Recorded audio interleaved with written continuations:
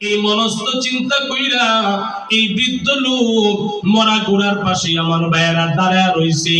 এই লোকটার যায় নাই। আমরা হইলে মনে মনে ভাবতাম যাক ঘোড়া মইরা গেছে গা, ভুলবশত আমি আগে ফলাই, আমি আগে এখান থেকে চলিয়া যাই, নাইলে ঘোড়ার জরিফানা দেওয়ান লাগবো। আমার ভাইয়েরা, কোরআনের সমাজের মানুষ কেমন হয় এই লোকটা চিন্তা করলো, আমি যদি এখান থেকে যাই তাইলে হাসরের ময়দানে এই ঘোড়ার মালিকের সাথে আমার বিচার হবে। ওই দিন বিচার থেকে দুনিয়ার বিচারই ভালো। উনি মরা ঘোড়ার পাশেই দাঁড়ায় রইল।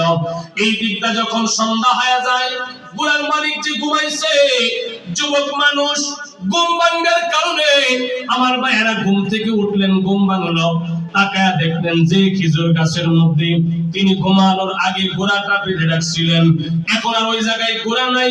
ঘোড়া কই গেল? তাকায়া দেখলো বান্ধন সুইটা চলে গেছে। ঘোড়াটা তালাশ করতে করতে করতে করতে ওই চারা বাগানের কাছে আসলো। আয়েশা দেখলো ঘোড়াটা মরে পড়ে আছে, পাশে একজন বৃদ্ধ লোক দাঁড়ায় আছে। ঘোড়ার মালিক নওজোয়ান যুবক মানুষ, ডাক দিয়া কয়, চাচা যান, আমার এই ঘোড়াটার মালিক হইলাম আমি, আমার সফর সঙ্গী, আমি মদিনায় যাব, এই জন্য ঘোড়া নিয়ে বের হয়েছি। চাচা আপনি বলতে পারেন আমার ঘোড়াটা কে মারলো, কে আমার ঘোড়াকে মারলো? মুরব্বি ডাক দিয়া কই, বাবা তোমার ঘোড়াকে আমি মেরে ফেলছি আমার চারা বাগানের চারা গাছগুলো নষ্ট করার কারণে। যুবক মানুষ আমার ভাইয়েরা ঘুম থেকে উঠছে, পেটের মধ্যে প্রচন্ড খিদা, আমার জোয়ান মানুষ রক্ত তো গরম। এই মুরব্বি আমার ঘোড়া মারছে, এই কথা শুই না রাগ আর সামলাইতে পারে নাই। রাগ সামলাইতে না পাইরা মুরব্বির কাছে গিয়া এমন জোরে মুরব্বিরও আঘাত করছে, আঘাত খাইয়া মুরব্বিও জায়গার মধ্যে পড়ছে। জায়গা পইরা অল্প সময়ের মধ্যে মুরব্বিও দুনিয়া থেকে বিদায় হয়ে গেছে। এবার যুবক চিন্তা করে, হায় রে, এটা আমি আবার কি করলাম? ঘোড়া মারছে এই জন্য আমি তো এই মুরব্বি মরা মানুষটাকে মেরে ফেললাম। আমার ভাইয়েরা, হযরত আমিরুল মুমিনিন খলিফাতুল মুসলিমিনের জামানার ঘটনা বলছি, মামুর বাড়ি কিচ্ছা না বাবা, এটা কিন্তু স্বাভাবিক কোন ছোট বইয়ের গল্প না বাবা। হযরত ওমরের বিচারের ঘটনা আসছে মন। এইবার এই যুবক চিন্তা করে, হাই রে আমি কি করলাম? আমার ঘোড়াটা তার থেকে জরিমানা নিয়ে নিলেই তো হইতো।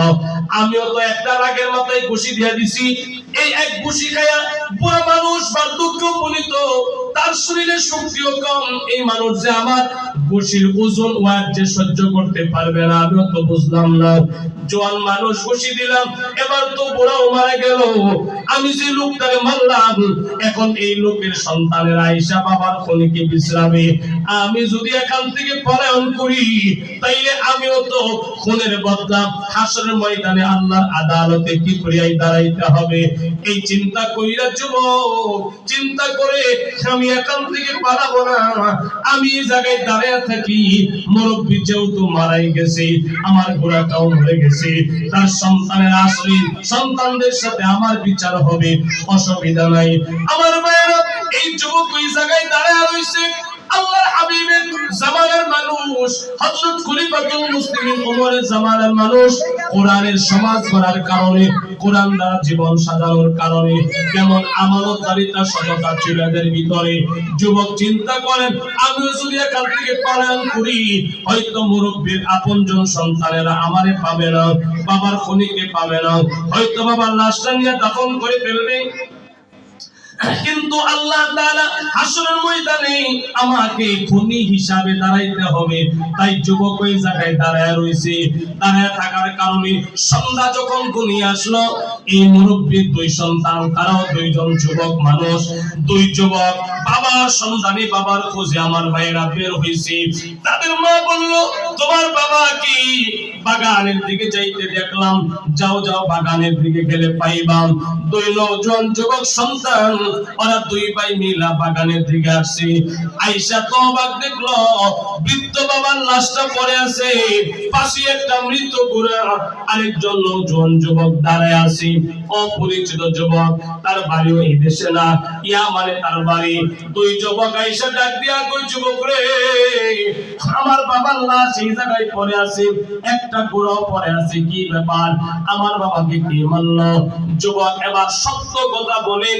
যুবক যুবক চিন্তা করে জীবন গেলে যাক, সত্যই বলতে হবে, মিথ্যা বলা যাবে না। যুবক ডাক দিয়া কই ভাই জানেরা,